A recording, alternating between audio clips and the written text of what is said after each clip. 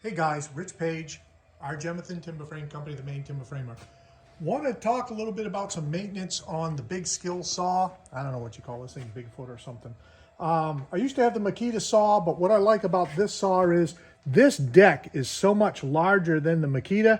I get a very square cut. But what this video is about is how to maintain a square cut with this saw. And what I wanted to show, I'm going to move the camera around a little bit here, is if you notice, we cut a lot of pine here. So you're going to see this buildup on the side of the carbide teeth. I've already cleaned some of it, but I want to show you that. What will happen is this buildup will get to be where it actually stands proud of the carbide. As soon as that happens, that's when you start getting a wavy, uncontrollable cut. So what we want to do is clean this thing, and this is a fairly frequent maintenance thing, especially if you're going to be cutting a lot of timbers.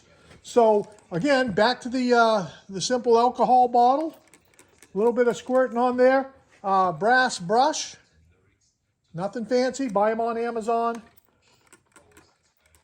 Go around just where your teeth are. And there you go, clean up that pitch buildup around the carbide.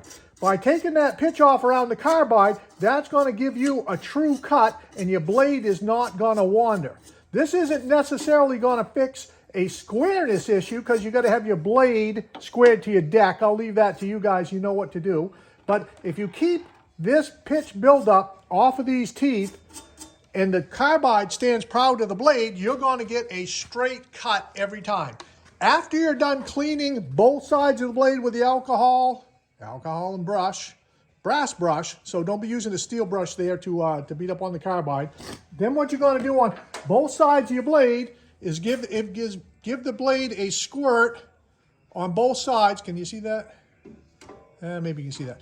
With this 3M, again, this is a dry lube. You're going to cover this blade from here all the way down to here. You're going to grab your blade like this. You're going to turn it X amount, and you're going to spray this whole area here. You're going to do the same thing all the way around the blade. You're going to clean both sides of the blade with the brass brush, and then you're going to give both sides of the blade a coat with the 3M 8897, which is a dry lube. The last thing you're going to do is you're going to just check your table deck on your saw. If you feel any pitch buildup, clean that pitch buildup off with the alcohol and a rag, and then give it a coat of this on the deck. Pay a little bit of attention to your starting edge right here. Sometimes you'll feel you'll get a little bit of buildup here, and that makes it so you're wrestling your saw going through your wood and you don't get a true cut.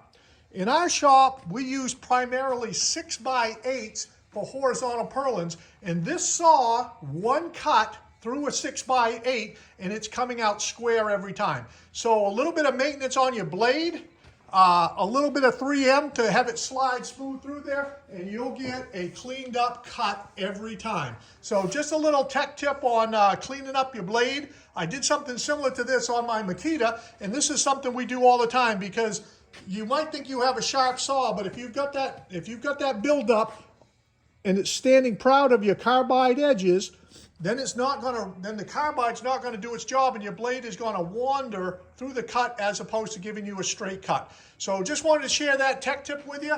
Give me some feedback, click like and subscribe. Thanks for watching.